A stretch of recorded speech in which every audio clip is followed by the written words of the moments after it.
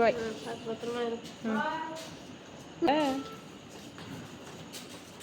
அம்மா வந்தோடனே டீலாம் வந்து அது இஞ்சிலாம் நல்லா தூக்கெல்லாம் போட்டு டீ போடுறீங்க. மனோவோட குழந்தையாவும் என்னென்ன வேலை பண்றாங்க தெரியுமா? அவங்க 2 பேரும் அவங்களுக்கு தனியாக சாப்பிட வேண்டியது. அவங்க ஹாய் ஃப்ரெண்ட்ஸ், எல்லாரும் எப்படி இருக்கீங்க? ஃப்ரெண்ட்ஸ், நம்ம என்ன வீடியோ பார்க்க போகிறோம் சொல்லிட்டு பார்த்தீங்கன்னா, என்ன வீடியோன்றதுக்கு முன்னாடி ரொம்ப நாளாக நம்ம வீடியோ போட்டு வீடியோ போகலாம்னு சொல்லிட்டு ட்ரை பண்ணி எங்கேயோ வெளில போகலான்னு கிளம்போது தான் பார்த்தீங்கன்னா இந்த மழை நம்மளை பழி வாங்கிடுது.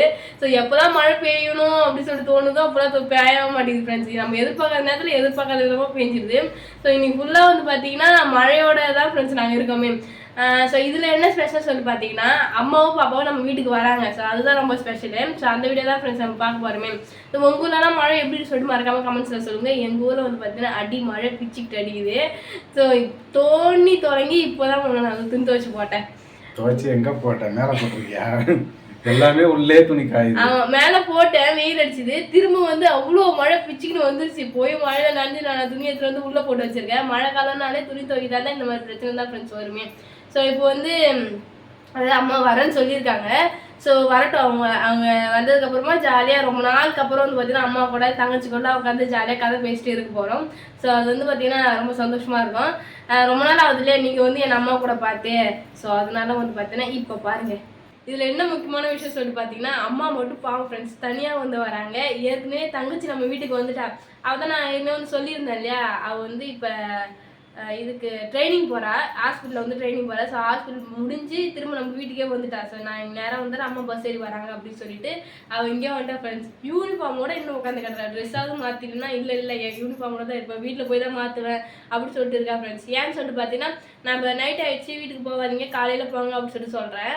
ஆனால் அவங்க வந்து ட்ரெஸ்லாம் மாற்றிட்டா கன்ஃபார்மாக காலையிலே அனுப்பிடுவாங்க. அப்படி காலையில் அனுப்புவாங்க அப்படின்றதுனால யூனிஃபார்ம் கூட கைட்டாமல் உட்காந்துட்டு இருக்கா ஃப்ரெண்ட்ஸ். பாருங்கள் பாருங்க ஃப்ரெண்ட்ஸ், ஒரு யூனிஃபார்மை கூட கைட்டாமல் அப்படியே வந்து உட்காந்துருக்கா. சாப்பிடாத மாதிரியே பேசுகிறேன். வந்தோடனே என்ன நான் சாப்பிட்டேன்? சாம்பார் சாப்பிட்டேன். அதுக்கப்புறம் கொஞ்ச நேரம் செஞ்சு குலோப் ஜாம் சாப்பிட்டேன். இவ்வளோ சாப்பிட்டு நீ இவ்வளோ ஸ்லோவாக பேசுறேன்னா அதுக்கு என்ன அர்த்தம்? அப்போ அக்கா உனக்கு சோறு போடலன்னு தானே சொல்லுவாங்க. இல்லை சாப்பிட்டேன் ஃப்ரெண்ட்ஸ், சாம்பார் சாதம் வந்து சாப்பிட்டேன். ஃப்ரெண்ட்ஸ், நம்ம வீட்லேயே வந்து பார்த்தீங்கன்னா ஒரு நர்ஸிங் இருக்காங்க, ஒரு நர்ஸ் வந்து இருக்காங்க. அது ரொம்ப எப்படி இருக்குது நர்ஸாக இருந்து நீங்கள் எப்படி ஃபீல் பண்ணுறீங்க? சரி சொல்லு. ஹாஸ்பிட்டலில் கூட வந்து அம்மா இது தெரியலம்மா சொல்லுங்க. அங்கேருந்து வரும்போது சில பேர்லாம் வந்து இந்த வயசானவங்களாம் வராங்க இல்லையா, மேடம் குட் மார்னிங் மேடம் அப்படின்னு சொல்லும் போது எனக்கு சூப்பராக இருக்கும், அவ்வளோ சந்தோஷமாகவும் இருக்கும். யார் குட் மார்னிங் மேடம் சொல்லுவாங்க? பேஷண்ட் வருவாங்க இல்லையா, அவங்க வந்து கார்டு இந்த மாதிரி கொடுத்து மேடம் என்னன்னு சொல்லிட்டு கொஞ்சம் பார்த்து சொல்லுங்க அப்படின்னு சொல்லுவாங்க. உங்களை மேடம்ன்றது உங்களுக்கு சந்தோஷமா இருக்கும். அதான் படித்தா எல்லாமே வந்து தானாக வந்துடும்.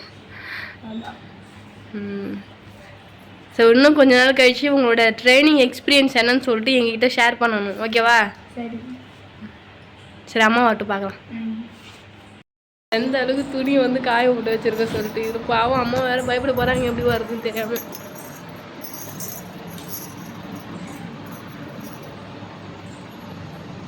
எங்கடா என்ன பண்ணுறீங்கல்ல? சும்மா தாங்கிற வாங்க. நீங்க வேற யார் அடி போறா? நீங்க தான் அடிப்பீங்க. வாங்க, மனெல்லாம் வந்தா ஸ்ட்ரைட்டா காலை தந்துல வந்துடும். சரி வாங்க. வந்துருச்சு. இன்னும் இது தோணுங்காட்டி எல்லாம் துணி காய போடுவீங்க. மழை இல்லை அதனால உள்ளதான் போய் உட்காரணும், இங்கே உட்காந்துக்கு இடம் இல்லை. நானும் தொடர்ந்து கையை நான் ஒரு 3 நாளாக மழை பெய்ய வந்து நம்ம வீட்லேயே துணி துவச்சி காய வச்சு அப்படியே வச்சுக்கிறேன். நீங்கள் வந்து நம்ம எனக்கு மூக்கு அடிச்சது இது சளி பிடிச்சிதா? ஆட்பட்டி போகிறேன் இல்லையா, மூச்சு போது மூக்கு கடமை தெரியுது. நானும் வீட்டில் ஒரு 5 புடவை 5 ஜாக்கெட்டு அப்படியே பாவடைக்கான துவச்சி உள்ள கொடி கட்டி போட்டு வச்சிட்டேன். சரி போய் உட்காந்து பேச வா. பஸ்ல வந்தீங்க? ஆமா, ஃப்ரீ பஸ் 108 வந்தது. அது வந்து அழகா இங்க இருந்துட்டு காலைல போயாமா? ஏமா குட்டி ஆடெல்லாம் இருக்குது. அப்பா வீட்டில் இருந்தாலும் நம்ம சரி இருந்தா போதும், நம்ம அசாட்டா இருக்கோம். அப்பா வந்து நெசமா பயமே தண்ணி இரு நீ சொல்லவே தெரியல நான் இருந்துருவேன்னு. அப்பா இல்லாதனால நான் போய் தானே ஆகணும். அவர் குட்டி ஆடுக்குது, முன்ன ஷீரோ இருக்கிறான், பிள்ளைய வர தனியாக விட்டு வந்து இல்லையா, அதெல்லாம் பார்த்துக்கணும். அந்த புள்ள மேலே கருணுக்குது, ஏமாதான் இருக்குது. அதனால தான் வந்து பார்த்தா சாமர்த்தியமா அதுவும் இது யூனிஃபார்ம் கைட்டாம உட்காந்துருக்குது. நான் வந்து உன்னை பார்த்து 2-3 வாரம் ஆகுது. சரி வந்து பார்க்கலாம் சொல்லிட்டு தான் வந்தேன் நான். சரி பாப்பா போய் ஜாலியாக இருக்கு எல்லாம் வந்தது. சரிம்மா. சரண்யா நான் வந்தப்போ சோத்து போட்டு கணக்காட்டிங்க. அம்மா வந்தோடனே டீலாம் வந்து அது இஞ்சிலாம் நல்லா தூக்கெல்லாம் போட்டு டீ போடுறீங்க. நீங்க வந்ததுக்கப்புறம் சாப்பாடு போட்டேன். அம்மா வந்ததுக்கப்புறம் சாப்பாடு சொன்னேன். அவங்க வந்து சாப்பாடு வேணாம்னா டிராவல் பண்ணி வந்து தலைவலி இந்த மாதிரி டீ போட்டாமா நாங்க. ஸோ அதனால அம்மாவுக்கு வந்து டீ போட்டுட்டு என் ஸ்டைலில். உன்னோட ஸ்டைலில் நீ கல்யாணம் ஆனது அப்பதான் ஃப்ரெண்ட்ஸ் நான் டீ போடாத நல்லா கத்துக்கிட்டேனே. நல்லா கத்துக்கிட்டேன். அப்பதான் வந்து வெறும் டீ தூள் மட்டும் கொட்டி கொடுத்துருவேன். கத்துக்கிட்டேன்னா நானா வந்து யோசிச்சு பண்ணதுன்னு வச்சுக்கோங்களேன். எப்பவுமே வந்து தண்ணி சுட வச்சு அதுல வந்து டீ தூளை போட்டு அப்புறம் வந்து பால் ஊற்றிடுவேன். தண்ணி கொஞ்சம் லைட்டாக சூடாக இருக்கும். பால் ஊற்றிட்டு இஞ்சி தட்டி போட்டுருவேன். ஏலக்காய் இருக்குல்ல அதை பிச்சு போட்டுருவோம். 3-4 ஏலக்காய் பிச்சு போட்டால் வாசனையாக இருக்கு டீ. அது திக்காவாக போடுவோம், நல்லா இருக்கும். பரவாயில்லையே. அம்மாவுக்கு மட்டும் வந்து டீ போட்டுட்டு இருக்கேன். இது என்ன ஊர்ல நான் அம்மாவுக்கு மட்டும் டீ? நீ தான் சாப்பிட்டியே. டீ வேணும்னா உனக்கு சேர்த்தா ஒரு தம்ம தண்ணி ஊற்றினா சரியா போச்சு. உனக்கு சேர்த்து. சரி சரி. அம்மாவுக்கு தான் ஃப்ரெண்ட்ஸ் டீ போட்டுட்டு இருக்கேன். அம்மாலாம் வந்து இப்போ வரைக்கும் வந்து ஜாலியாக வந்து போயிட்டு இருக்கு. இங்கே பாருங்க, இதில் வந்து பார்த்தீங்கன்னா இந்த மழையில வந்து சூடாக பரோட்டாலாம் வந்து சாப்பிட்டோம். அம்மாவோட சேனலில் வரும், நாங்கள் ஈட்டிங் சேலஞ்ச் பண்ணதெல்லாம். ஸோ நானும் அம்மா வந்து பண்ணியிருந்தேன். ஸோ அம்மா தான் வந்து பார்த்தீங்கன்னா அதில் வின் பண்ணியிருக்காங்க. ஆமாம்.